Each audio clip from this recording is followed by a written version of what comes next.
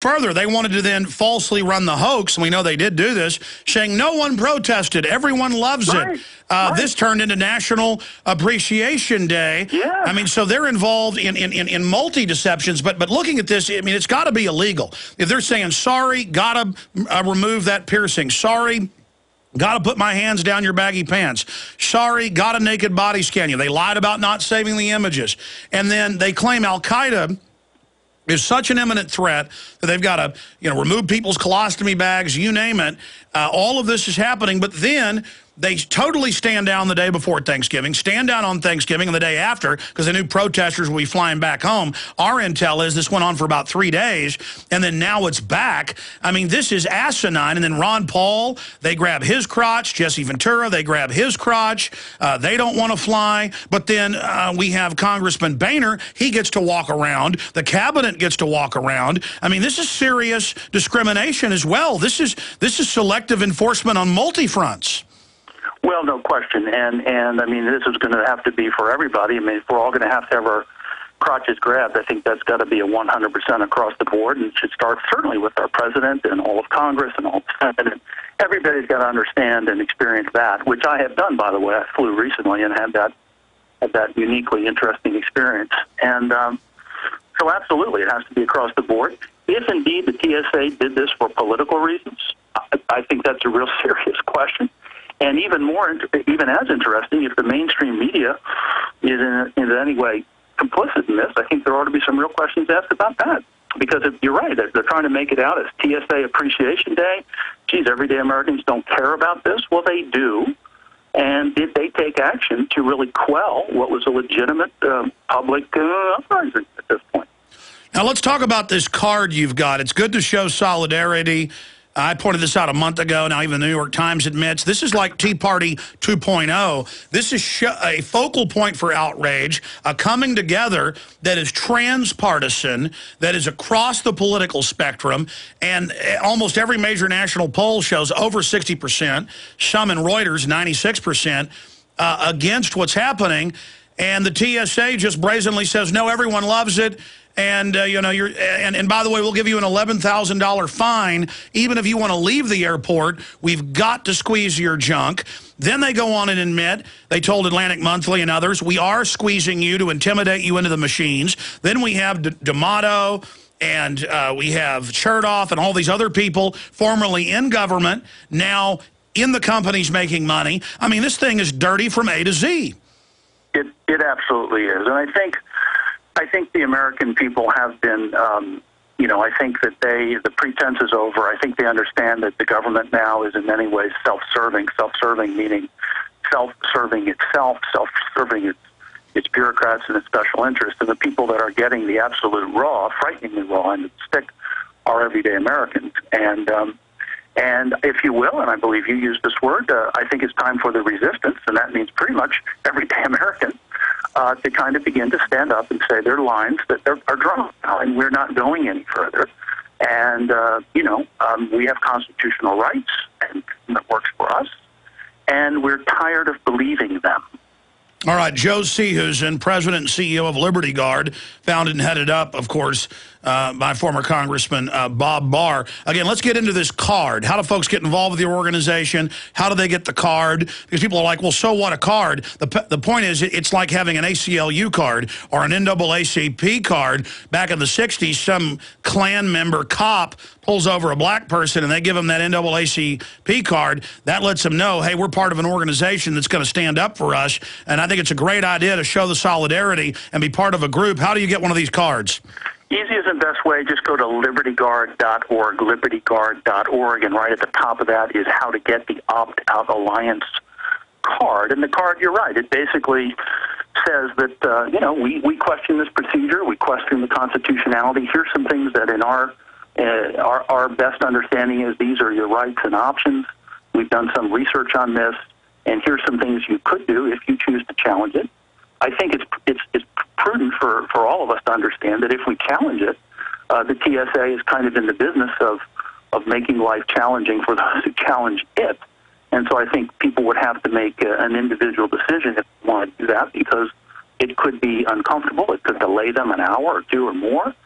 So I think people want to think through that, but the folks who want to say, hey, I'm challenging it, and here's some steps that I'm willing to take, and/or I'd show them, hey, by the way, I'm not sure. Here's my Opt-Out Alliance card from Liberty Guard, and pay attention, because everyday folks are really starting to draw the line what they'll put up with. Now, Joe, as you know, government and corrupt bullies of any type, they will always push. As Thomas Jefferson said, the level of tyranny you will live under is the exact amount you put up with. It's unlimited. Because if we put up with anything, more and more corrupt people will gravitate into government to get that petty power, to be able to abuse people, like the private Federal Reserve has now come out, giving over $1 trillion to private corporations, not just banks, including MSNBC. They won't tell us where $885 billion more of it went. That's Bloomberg today. I mean, we've got to really come to grips with the fact that we're not in Kansas anymore. The corruption it's like blood poisoning. We have got to get this infection under control, or bye-bye America, bye-bye Republic. And on this TSA front, they admit they want to be on the streets of America with Viper teams. They have said, both Pistol, the head of the TSA, and Napolitano, the head of Homeland Security, that they want to have TSA in every community. Literal minimum wage goons with unlimited above-the-law power running around doing this. This is a 10th Amendment issue. They're harassing people with disabilities. It's a major issue there, and this is the big fight. And bullies always push. Now, we're pushing back. They're kind of standing down. Pistol came out yesterday and said, well, we'll just have a no-fly for everybody unless we say you're authorized. And so they're expanding that. The White House wants a no-fly, no-gun buy. So we're really seeing this as an internal checkpoint federal brown shirt system. Your views on those statements? Oh, I think you're hitting on some fascinating, critically important points. I mean, intentionally or unintentionally, the government and the bureaucrats are basically saying, by virtue of their actions, American people, what will you put up with? Will you put up with being groped? Will you be forced to take out prosthetic advice for a woman who's lost a breast through cancer? What will you put up with? Power grab. It's a power grab, Alex. You're right, and it's also part of the test. Yes. And part of it may be, again, there may be kind of nefarious folks conspiring. That's certainly a possibility. The other possibility is they've just got way too much money, way too much big budgets, and they sit around at high-paid jobs and dream up ways to expand their empire. And for the TSA and the Homeland Security at all, so mission creep. This is more like mission warp speed. It's mission creep, warp speed. Well said. And I think one of the things we'd like to do at Liberty Guard and the Opt-Out Alliance is to get this ball rolling with the TSA groping and get, again, everyday Americans. This is not just a handful of freedom fighters. Americans have to become a nation of freedom fighters, and through your excellent work, Alex, a lot of that is happening. And basically have to say, we're going to push back on the groping thing. Our genitals are the line in the sand. And then they're hopefully going to begin to say, now that we look at this, are there other things that are being done by our government? And again, some of it Republican, some of it Democrat. We're a nonpartisan, nonprofit group. We're here to protect civil liberties and the Constitution and our Bill of Rights, and have everyday Americans begin to question, what other programs are in place that are inappropriate that we need to question. Well, I like what you're doing, though, because the ACLU model is that if it's kind of a liberal or socialistic thing, they'll defend it. If it's seen as conservative rights, they won't. And I'm not saying I'm totally against them. They've done some good things on occasion. But it's always about you go file a complaint with them. And they're this Valhalla, up on the hill, or like in the Greek mythology, the Greek gods up on Mount Olympus. I like the fact that you're saying, look, we don't want you behind Liberty Guard. We want you right beside Liberty Guard. This is a participation sport. Liberty is a participation sport, and we're here to advise you on how to go out and say no. And I like the slogan, every day is an opt-out day.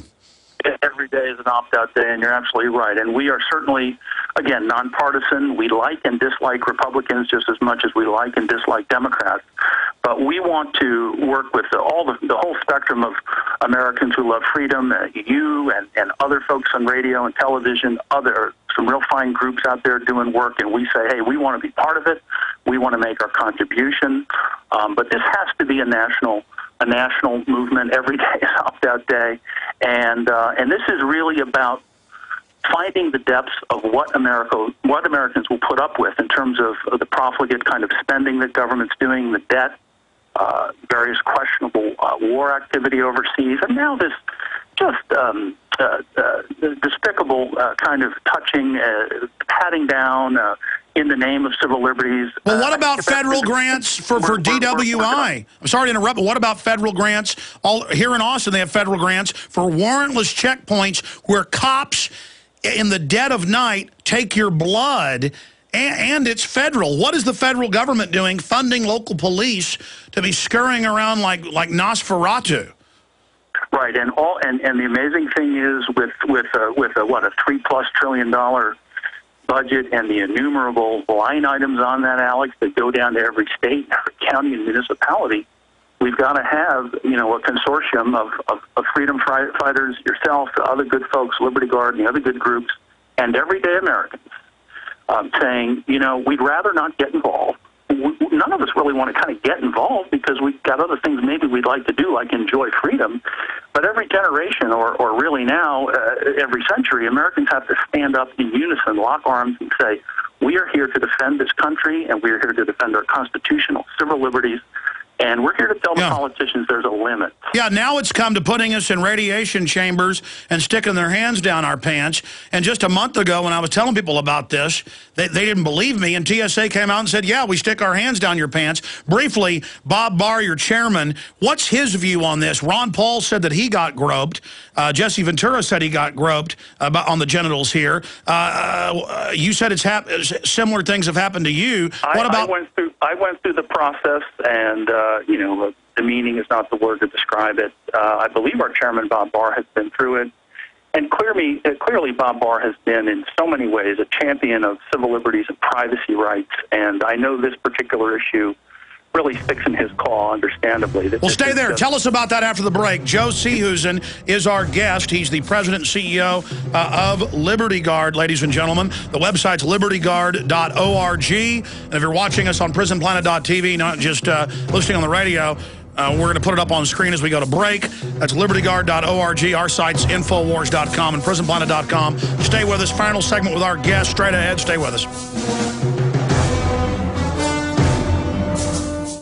Hi, this is Alex Jones. Did you know that the global elite are now storing non-hybrid seeds in secret storage vaults near the Arctic Circle? Did you know that in a real meltdown, non-hybrid seeds can become more valuable than silver or gold? It's true, seeds have outperformed even gold and silver before in this country, and it's possible that could even happen again. So our friends at Solutions from Science have put together the perfect mix of non-hybrid seeds.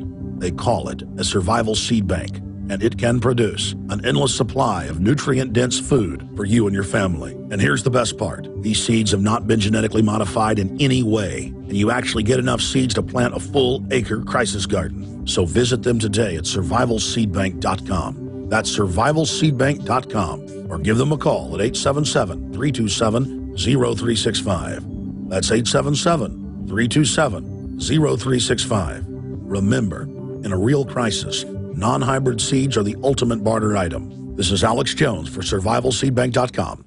Are you tired of police, judges, and bureaucrats using traffic tickets and other regulatory traps to trick you out of your hard-earned money? Are you sick of fraudulent bankers rigging mortgages and using the foreclosure process to steal your home? You need to visit bestfreedomtools.com. Act now to get